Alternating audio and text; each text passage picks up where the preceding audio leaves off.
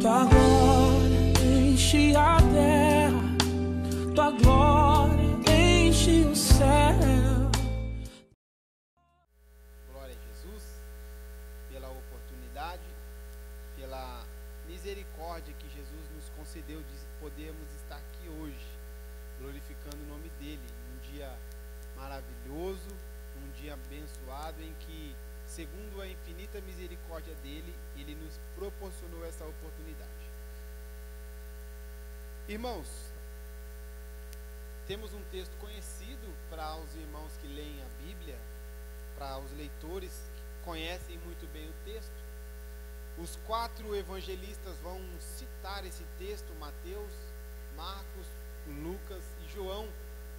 Vão fazer citações sobre a prisão de Jesus. E a história desenrolada aqui ainda está na vigência do Antigo Testamento. Por que eu digo a vigência do Antigo Testamento? Porque um testamento, para valer, ele tem que ter a morte do testador. E aqui ainda o testador não tinha morrido, para que o Novo Testamento de fato valesse. O Novo Testamento, no profundo da palavra, veio a entrar em vigência quando o testador morreu, que é Jesus. Daí sim, um Novo Testamento surgiu com a morte do testador, que deu a sua vida em favor de muitos. E o texto ainda no desenrolar do Antigo Testamento, o próprio Jesus disse que ele não veio para abolir a lei, mas ele veio para cumprir. E já finalizando os seus últimos dias na terra, ele cumpriu integralmente a mensagem do Antigo Testamento, a lei e os profetas, os salmos que se cumpriram em Jesus. Nós vemos aqui um texto, como disse, muito conhecido, e eu queria dar um tema para este texto, que é Jesus, o restaurador de sonhos, aquele que opera o milagre, já que estamos num culto que fala de milagres, que o objetivo é contar bênçãos, contar as coisas que Deus tem feito por nós, que o Senhor, a partir dessa oportunidade, faça com que novas oportunidades venham na nossa vida daqui para frente, e nos próximos cultos nós possamos contar aqui na frente o que o Senhor nos tem abençoado. Pois bem, nós vimos aqui que Jesus Cristo está no monte com os seus discípulos, com 11 dos seus 12 discípulos, porque um não estava com ele, mas estava no monte, porque o traía, que é o próprio Judas, que o versículo de número 47, ele tinha dado um sinal que aquele a quem ele beijasse era o Jesus que os sacerdotes, os escribas deveriam prender. E estavam ali naquele monte, além de Jesus e os seus 11 discípulos, e o seu discípulo desertor, por nome de Judas, estava também a corte romana, estava os principais sacerdotes e estava os servos do sumo sacerdote. A corte romana é a 10ª parte de uma legião romana. Uma legião romana corresponde a 6.000 soldados. Se a corte era a 10ª parte, tinha ali naquele monte 600 homens prontos para prender um homem que não tinha nenhum interesse em revidar a prisão, em arrumar uma confusão, em formar uma guerra, que é Jesus. E nesse monte em que estão essas pessoas reunidas, nós vemos que há algumas pessoas em específico, e aqui eu quero comentar com os irmãos. Nós temos no versículo de número 50, um rapaz que a sua orelha é cortada. Esse rapaz, o evangelista João, no capítulo 19 do livro que leva o seu nome, no Evangelho de Jesus que escreveu João, vai falar que o nome dele era Malco. E eu ouvi algumas pregações já no passado, e alguns pregadores acabaram falhando naquilo que eles disseram. Não foi por falta de conhecimento bíblico, às vezes é só uma desatenção, e acontece com todos aqueles que pregam a palavra de Deus. Às vezes foge uma coisinha ou outra, mas que Jesus nos conceda graça para que a mensagem saia plena e saia com o objetivo de edificar as almas. Temos um rapaz por nome de Malco, e esse rapaz, cujo nome era Malco e significava conselheiro, o texto vai dizer que ele era servo do sumo sacerdote. E aqui é onde eu quero me ater para trazer a mensagem ao seu coração da parte de Deus. Ele era um servo e não um soldado, como alguns pregadores eu já ouvi pregar. Ele não era um soldado do Império Romano, ele era um servo do sumo sacerdote e ele era um judeu, porque para ser servo do sumo sacerdote tinha que ser judeu. E nós vemos que esse rapaz, por nome de Malco, ele, na condição de servo do sumo sacerdote, ele tinha um objetivo na vida. Porque, acompanhe comigo, um dia Jesus havia dito, no evangelho que escreveu Mateus, no capítulo 10, basta ao servo ser como o seu senhor. Ou seja, o servo, com exceção de nós, que somos servos de Jesus Cristo, não nascemos para ser servos para sempre, com exceção de ser servo do Senhor Jesus Cristo, eu digo. Eu estou falando no quesito profissional, eu estou falando no quesito de que a Bíblia vai nos dizer que Deus nos colocou por cabeça e não por cauda, que Deus nos colocou como liderança, que Deus nos colocou como modelo de vida a ser seguido, como exemplo de vida a ser seguido. E como servo, ninguém quer ser servo para sempre, com exceção, volto a repetir, grave muito bem isso, nós como servos de Jesus, seremos servos para sempre, até o dia em que o Senhor nos arrebatar e nos levar com Ele, e continuaremos sendo servo para toda a eternidade. Com exceção disso, ninguém quer ser servo para sempre. Quer ver? O rapaz, ele entra numa determinada empresa e ele entra como auxiliar de tal e tal função, mas dali a pouco ele não quer viver auxiliar para sempre, ele quer já passar para um cargo acima, ele quer subir de cargo. Dali a pouco ele já é o administrador, ele era auxiliar administrativo, agora ele é o administrador, mas ele não quer continuar como administrador, ele quer ser o gestor. Daí depois, quando ele quer ser gestor, ele quer virar o gerente. Depois, quando ele tem o gerente, ele quer virar o coordenador, ele quer virar o diretor. Observa que está dentro do coração do homem, aqueles que buscam e se interessam em correr atrás dos seus objetivos, não quer ficar sendo servo para sempre, não quer sempre ser o auxiliar.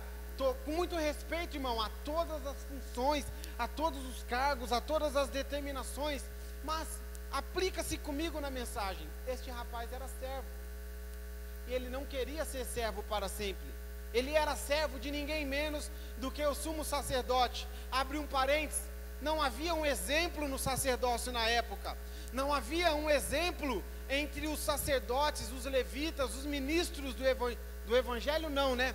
Os ministros da lei na época, os doutores da lei, não havia um exemplo a ser seguido. Não era o objetivo dos judeus, de todos os judeus, entrar no sacerdócio, porque o sacerdócio na época estava corrompido.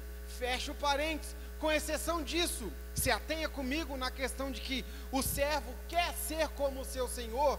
Aqui nesse texto, nós vamos observar que este rapaz tinha um objetivo na vida, de querer ser o sacerdote um dia em Israel, porque o sacerdote naquele ano era Caifás, e o seu sogro era Anás, que foi o antigo sacerdote de Israel, do povo judeu.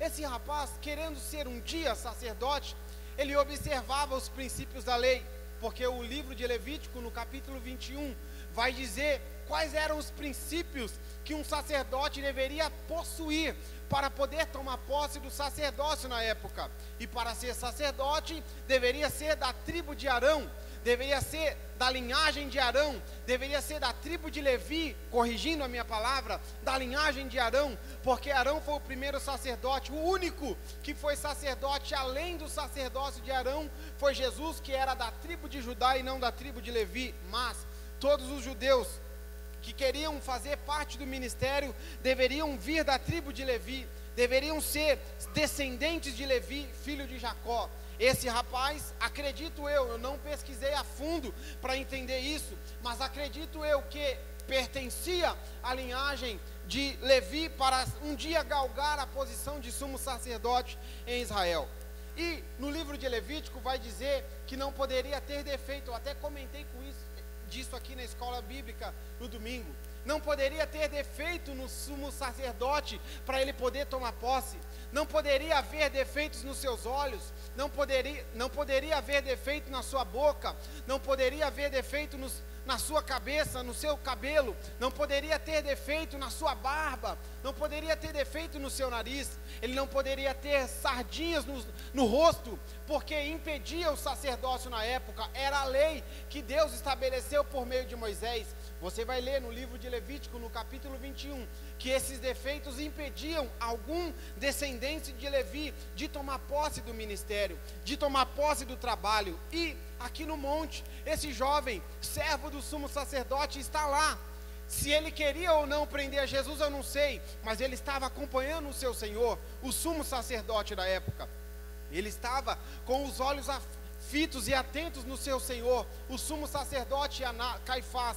Ele estava de olhos atentos, observando tudo o que o seu sacerdote fazia, para que um dia, quando ele tomar posse do ministério, poder proceder de forma correta. Abre um outro parênteses. É triste que ele, querendo tomar o exemplo do sumo sacerdote, pegou logo essa situação em que o sacerdote estava a acusar Jesus.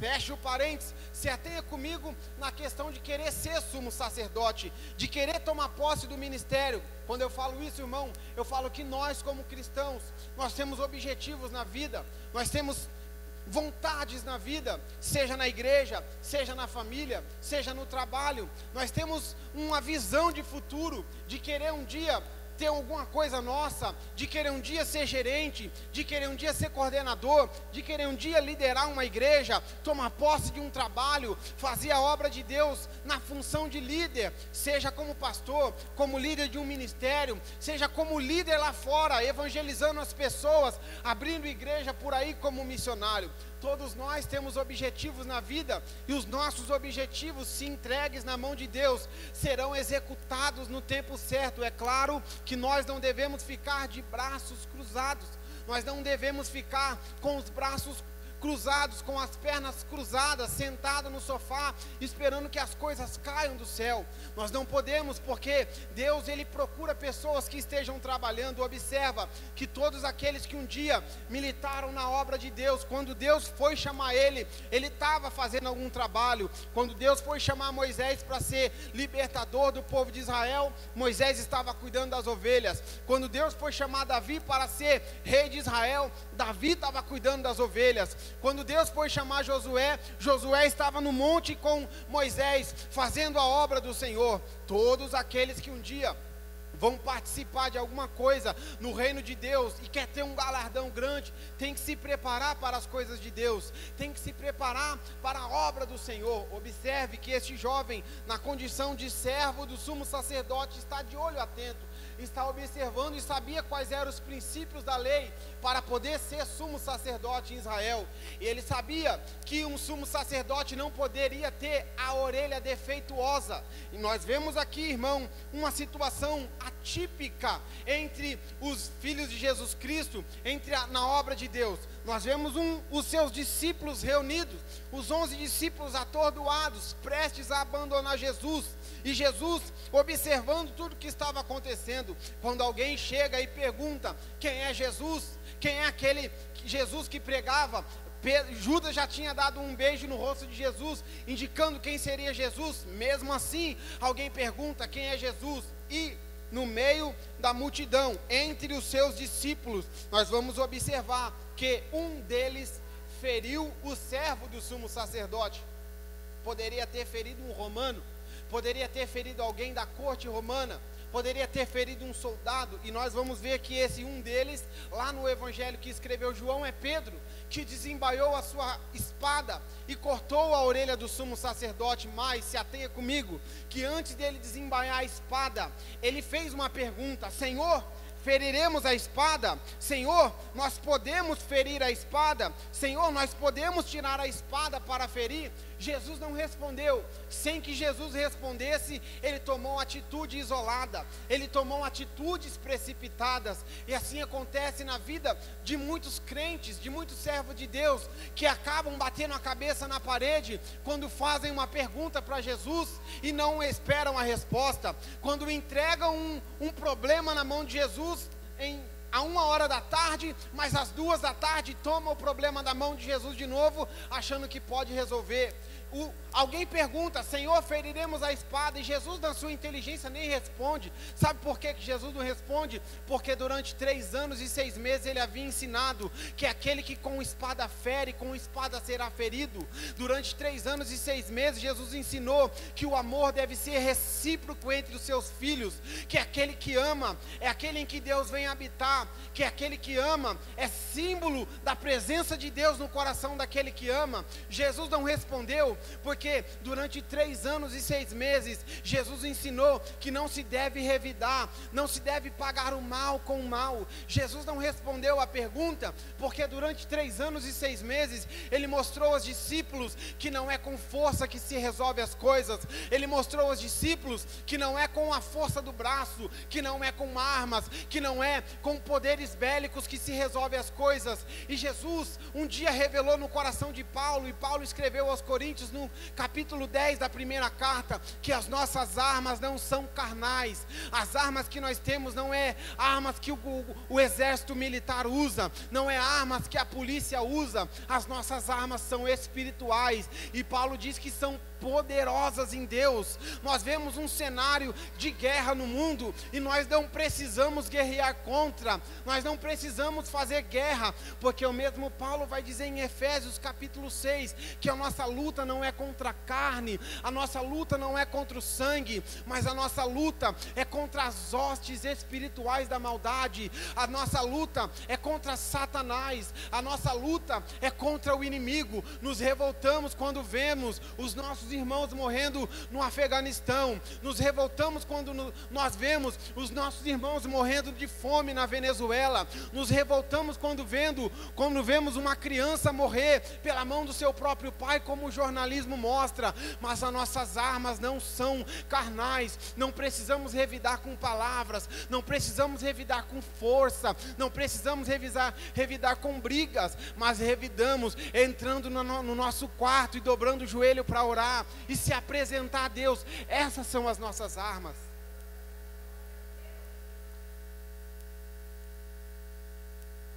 Pedro pergunta: Senhor, feriremos a espada? Jesus, na sua inteligência, nem responde, porque é uma pergunta tola, é uma pergunta idiota, é uma pergunta que não tem resposta para ela, porque já foi respondida durante os anos de ensino que Jesus esteve na terra.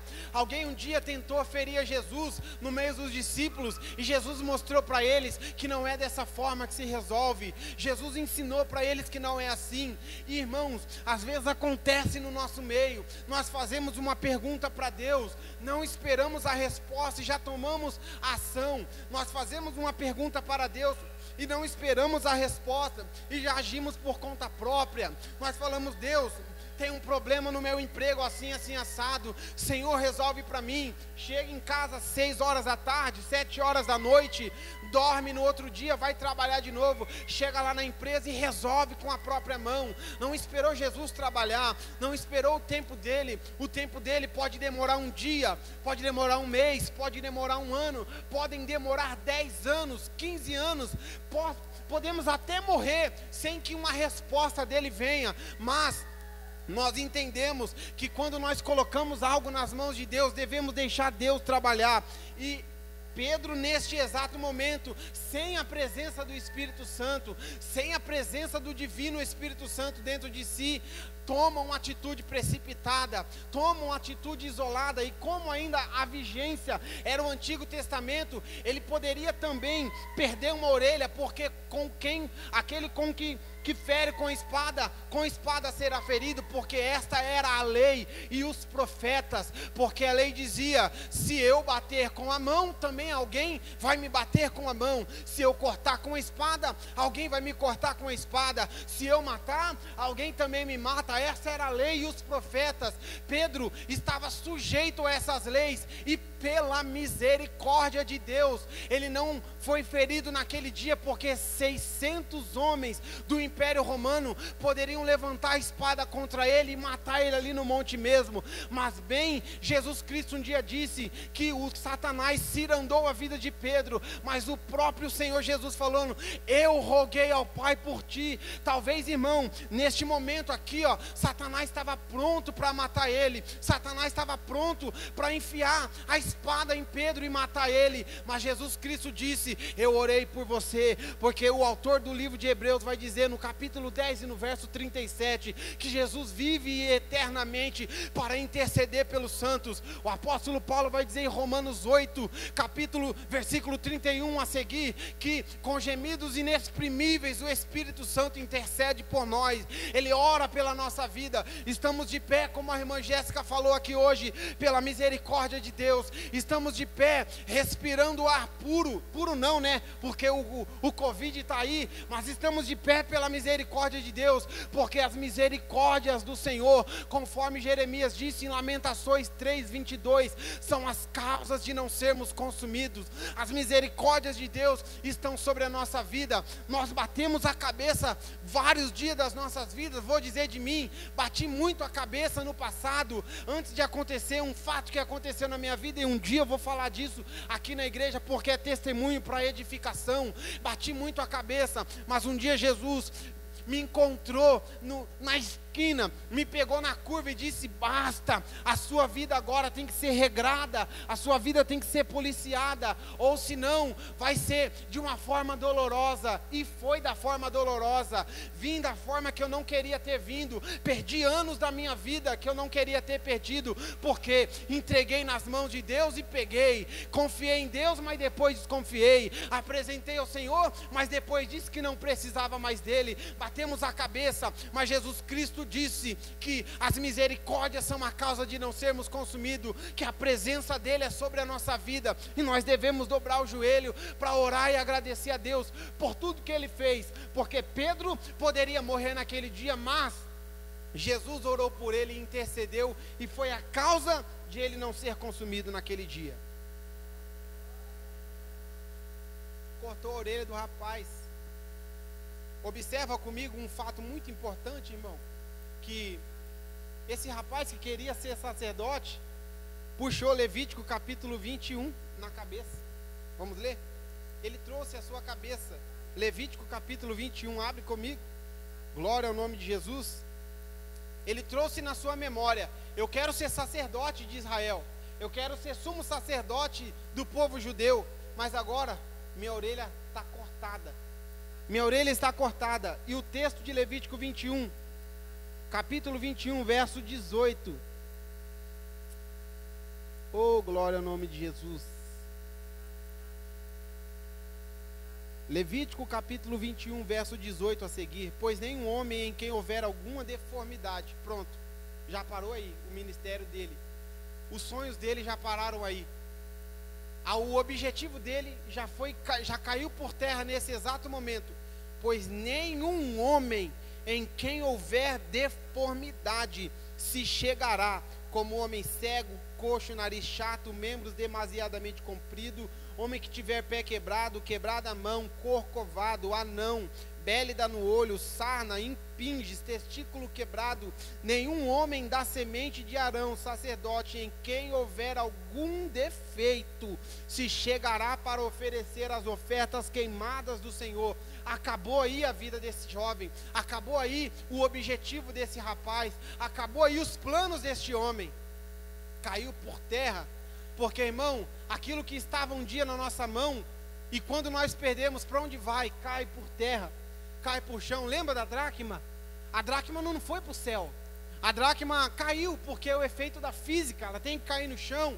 E quando alguma coisa cai no chão, fala de perca, fala de abandono, fala de sumiço. Quando cai no chão, fala de queda, fala de tombo, fala de se machucar, fala de perder.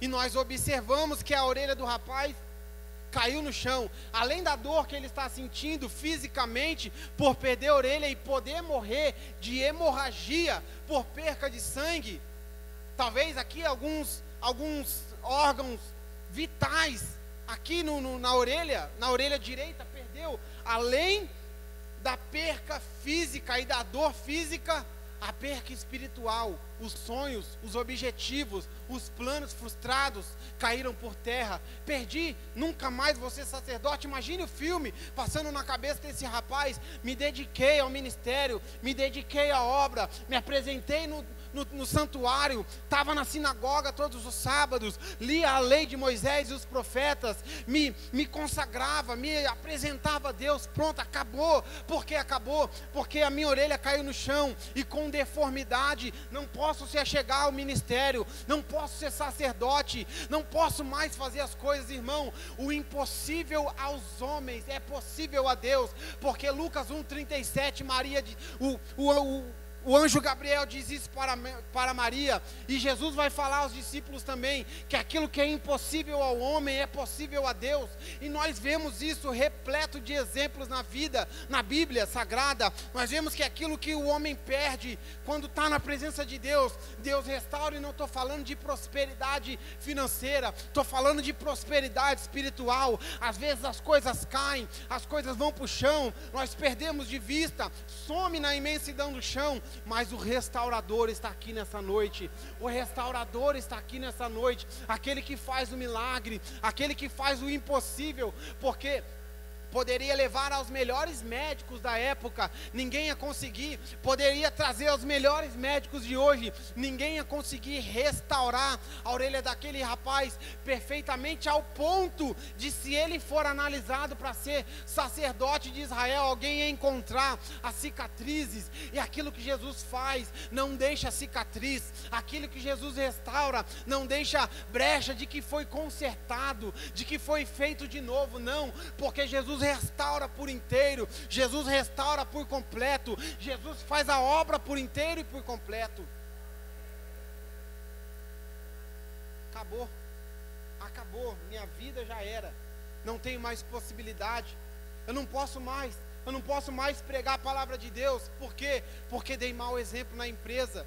Eu não posso mais ser um pastor num dia. Por quê? Porque dei mau exemplo na padaria. Porque esse mau exemplo foi muito grande, que se expandiu, colocaram no Facebook, espalharam. Irmão, não há nada que Deus não possa restaurar. Não há nada que Deus não possa restaurar. É claro, né, irmãos, que existem algumas coisas na Bíblia Sagrada que vão impedir algumas coisas no reino de Deus. Mas estou falando de coisas que não são coisas graves. Estou falando de coisas que nós cometemos no dia a dia, às vezes achamos que a nossa vida acabou. Não estou dando margem para nós vivermos errando, porque a nossa vida tem que ser de fé em fé, de glória em glória, sempre melhorando dia após dia, rumo à estatura de varão perfeito, porque Jesus Cristo disse, Mateus registrou no capítulo 6, que para sermos perfeitos, devemos nos espelhar em Jesus, devemos resplandecer a glória de Cristo e estar cada dia mais próximo dele. Acabou. E observa comigo, irmão, que algumas coisas acontecem, e acontecem com pessoas que nós nunca imaginaríamos que iria acontecer. Porque olha o que o versículo de número 50 vai dizer: e um deles. Quando fala um deles, fala alguém próximo, fala alguém que está ali, perto. Já observou na Bíblia Sagrada que um deles matou Abel, Caim, seu irmão de sangue? Já observou que um deles vendeu José, seus 10 irmãos de sangue? Saiu do pai de barrigas diferentes, né? Leia, Raquel, Bila e Zilpa, mas irmãos de sangue por parte de pai. Já observou na Bíblia que um deles ofereceu fogo estranho contra Arão, seus próprios filhos, Nadab e Abiú? Não são pessoas de longe, são pessoas que dão tapinhas nas nossas costas às vezes, que vêm cortar a nossa orelha, porque você comenta assim, ó: nossa, irmão, estou tão feliz, Deus abençoou minha vida, glória ao nome de Jesus, nossa, Deus me abençoou no emprego, e a pessoa roendo de inveja por dentro. Já passou por isso na vida? Eu passei por isso na vida. Observou que um deles se revoltou contra Moisés, seus próprios irmãos Arão e Miriam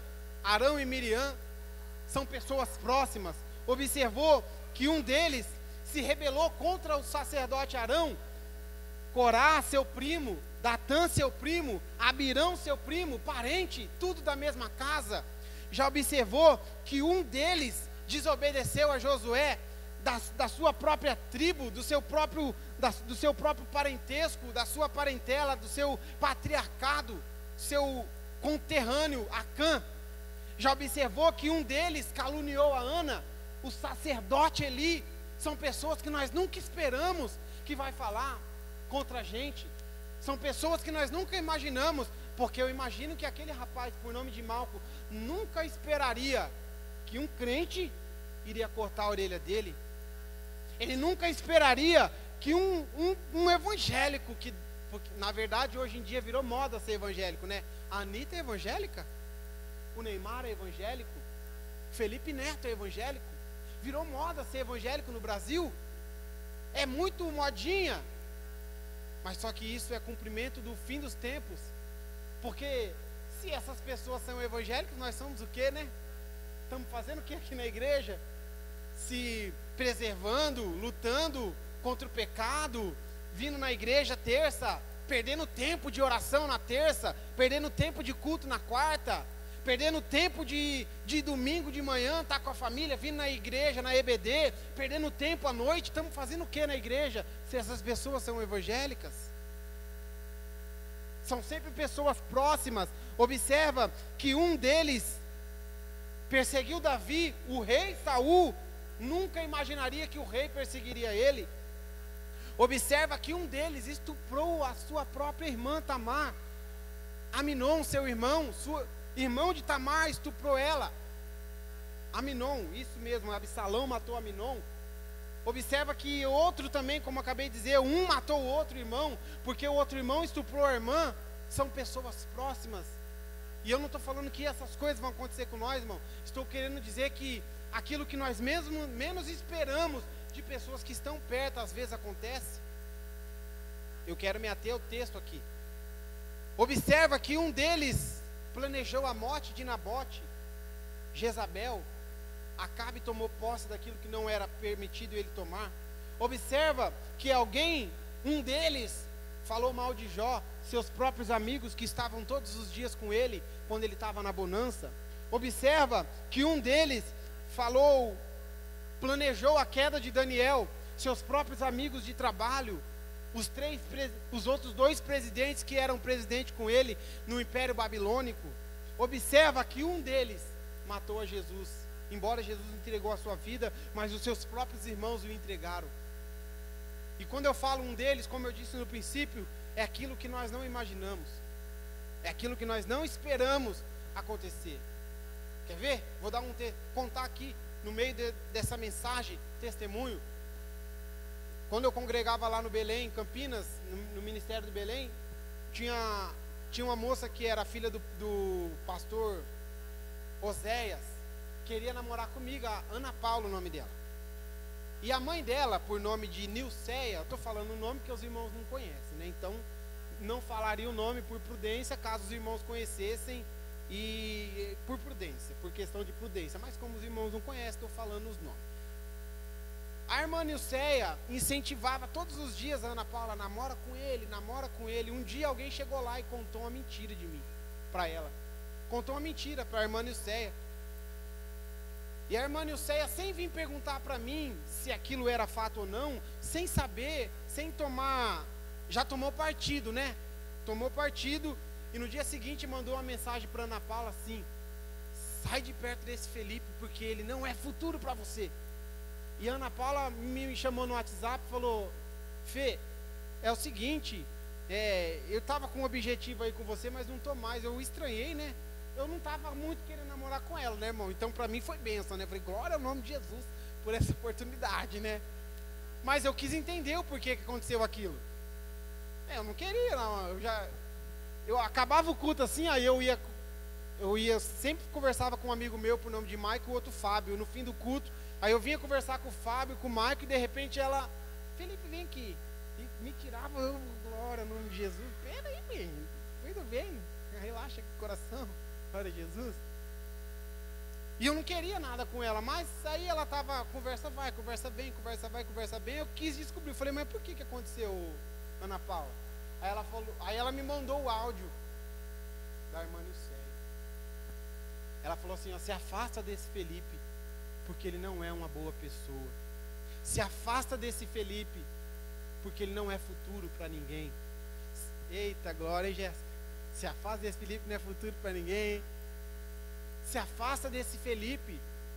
Olha, não deixa ele perceber, não. Se afasta dele. Ele é uma péssima pessoa. Irmão, como você pode saber se uma banana é boa se você nunca comeu? Como você pode saber se uma maçã é boa se você nunca comeu? Ela nunca sentou 5 minutos na mesa comigo para conversar comigo. Só me olhava na igreja lá, porque eu era obreiro na igreja, dava aula na escola dominical, era líder dos jovens, estava lá envolvido na igreja. Ela só olhava assim, nossa, esse menino ia terno, tá, todos os ternos que os irmãos já viram usando aí, alguns que eu já tive, já não tenho mais, ele todo chique lá na igreja. Olha que menino lindo. Realmente, né, irmãos? Glória a Jesus, né? Olha que menino lindo, Paula. Olha que bênção e tal. Só me via, nunca parou para conversar comigo, até hoje. Nunca parou para conversar comigo. E quando ela me mandou o áudio, irmãos, eu fui trabalhar no dia seguinte. Nossa, aquilo me partiu o coração, sabe por quê? Porque você nunca espera isso. Sabe de quem que eu esperava isso?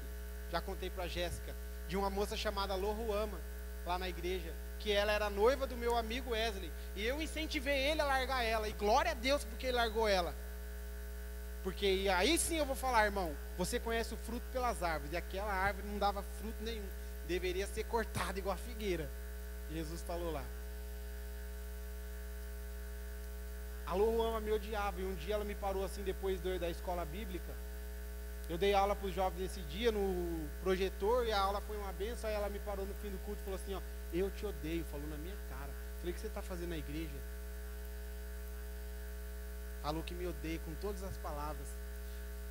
Aí, naquela conversa toda, eu esperava isso dela, não esperava isso da irmã Nilceia. Exemplo na igreja, não esperava isso dela. Imagina, irmão, se eu faço, porque o servo de Deus é assim, eu não estou me gabando disso não, mas eu não levei para frente, porque imagine se eu posto aquilo, imagine se eu coloco em rede social aquilo, porque eu fiquei tão amargurado, irmão, que eu queria sair de tudo. Eu falei, já que eu não sou uma boa pessoa, por que eu sou obreiro na igreja? Por que eu sou líder de jovens? Por que eu dou aula de escola dominical? Só porque eu tenho uma palavra boa, porque eu sou uma boa pessoa, eu vou sair de tudo também. Pensei comigo, no fundo do meu coração. Cheguei a comentar com meu amigo Eduardo, falei, eu vou abandonar, sabe por quê? Porque se eu não sou um bom exemplo, o que eu estou fazendo lá? Eu pensei comigo, aquilo começou a me partir por dentro, eu chorei. Eu trabalhava de operador de máquina na época, numa empresa lá em Campinas, e eu trabalhando na máquina assim, chorando mesmo, de cair lágrimas assim, ó. O meu líder chegou em mim e falou, o que está acontecendo, Felipe? Eu falei, assim, não está acontecendo nada não, é só glória a Deus, em nome de Jesus, Deus seja louvado. E eu partido por dentro, irmão, mas moído mesmo. Olha, nem os tempos que eu passei difíceis, a Jéssica sabe, a Nayeli também sabe, eu vou contar para o seu irmão um dia, nem os tempos difíceis que eu passei foram mais dolorosos do que aqueles dias. E olha que foram 6 anos e 2 meses. Foram mais dolorosos do que aqueles dias. Não foi, irmãos. Aquilo que a irmã Nilceia fez comigo me partiu por dentro. Eu chorei na empresa. Aí falei, domingo eu vou conversar com o pastor. Eita glória, peguei o celular da minha mãe, mandei o áudio que ela tinha me mandado. E eu tenho o áudio até hoje, irmãos. Sei lá porque que eu tenho esse áudio aí. E tem os prints também, da conversa. Aí mandei o áudio pro celular da minha mãe. Falei, mãe, presta o celular pra mim. Ah, eu sou doidão mesmo, né? Tem os prints, né? Não é pra usar contra ninguém, irmão. Porque eu sou um servo de Deus e eu perdoei ela. Embora ela não me pediu perdão, mas eu perdoei ela. Peguei o celular e fui na igreja, fui conversar com o pastor. Falei, pastor Zéias, o que o senhor faria? Eu não sei se eu fiz errado, mas eu acredito que foi o que aconteceu no dia. Eu meio que quis colocar ele na parede. Falei, o que o senhor faria se alguém fizesse tal e tal e tal coisa com seu filho? Imagina, ia ser disciplinado na hora. Ia chamar para conversar, ia verificar, e se for verídico, ia disciplinar. Falei, então a sua esposa tem que ser disciplinada. Por quê? Falei, irmão, lembrando, Lembrando, ô glória ao nome de Jesus, sei que Deus faz essas coisas comigo. Eu peguei o celular da minha mãe, mostrei as mensagens para ele, mas o meu celular estava no bolso do meu terno, gravando a conversa. Sei lá porque que eu fiz isso, misericórdia, né? Mas glória a Deus, né? Gravei a conversa.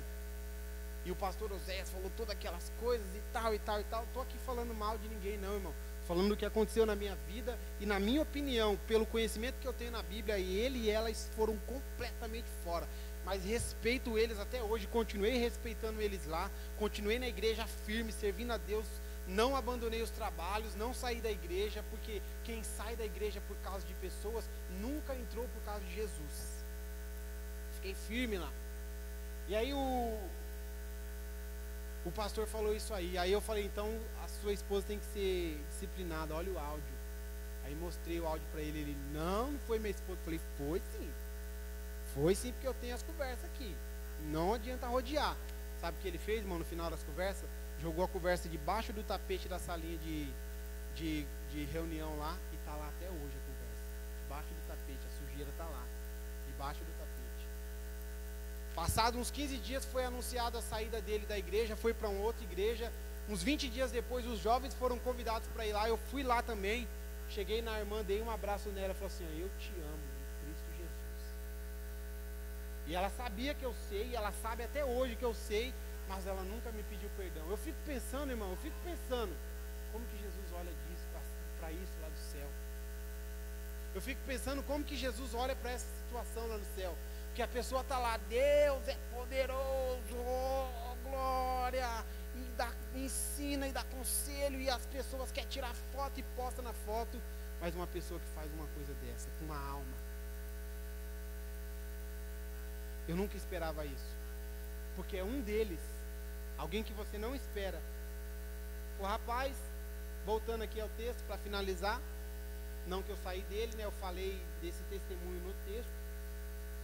O rapaz perdeu a sua orelha e Jesus deu uma severa de uma repreensão em Pedro e disse, Pedro, põe a tua espada na tua bainha, porque quem com espada fere, com espada será ferido. É o que aconteceu com ele, né, irmãos?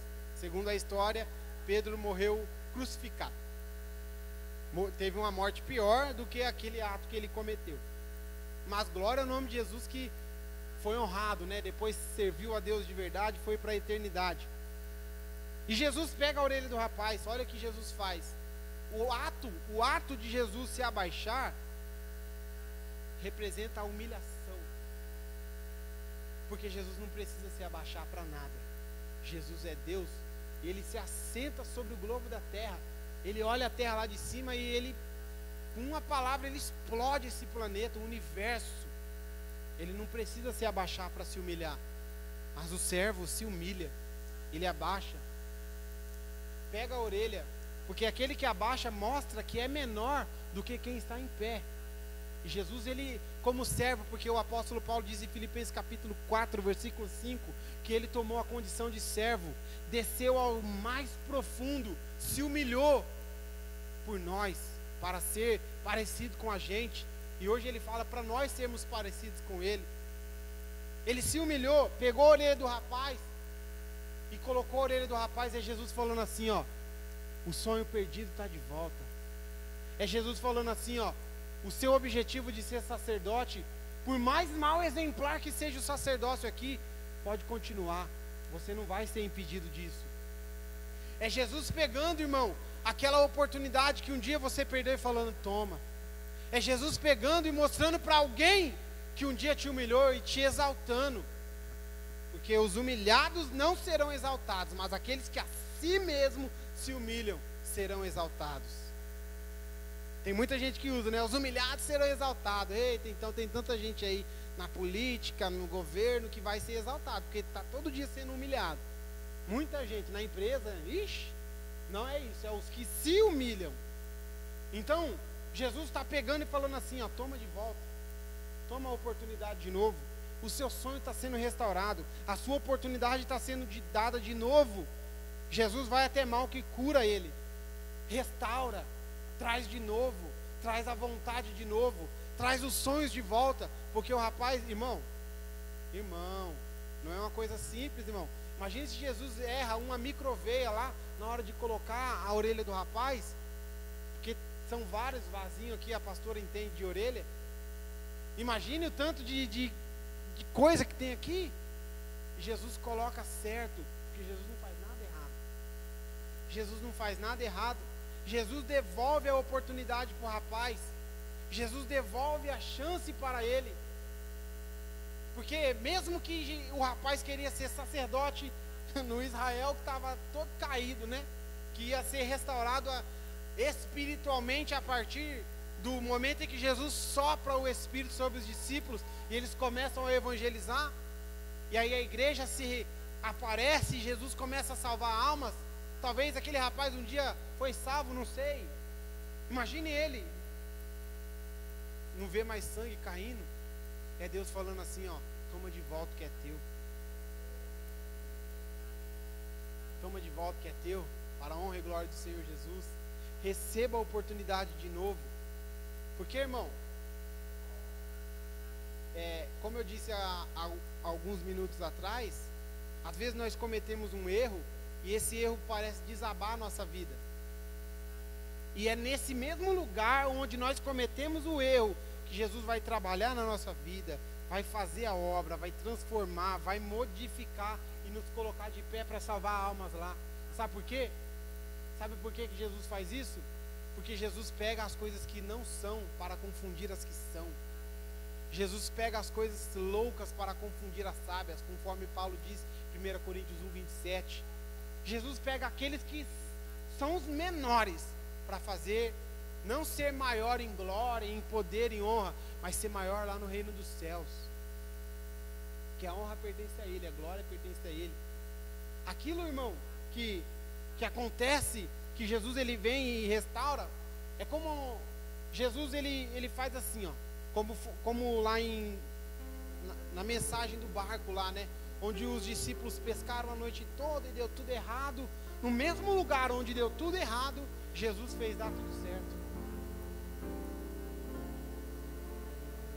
É lá na sua família, onde alguém um dia te caluniou, te criticou. É lá no seu emprego, nos seus colegas de emprego, onde alguém te caluniou e te criticou, que Deus vai te exaltar lá. Eu agradeço a oportunidade. Fica com essa mensagem, irmão, do fundo do coração. Que o Senhor Jesus Cristo te abençoe e te guarde poderosamente. E que essa mensagem surta efeito na sua vida, no nome de Jesus.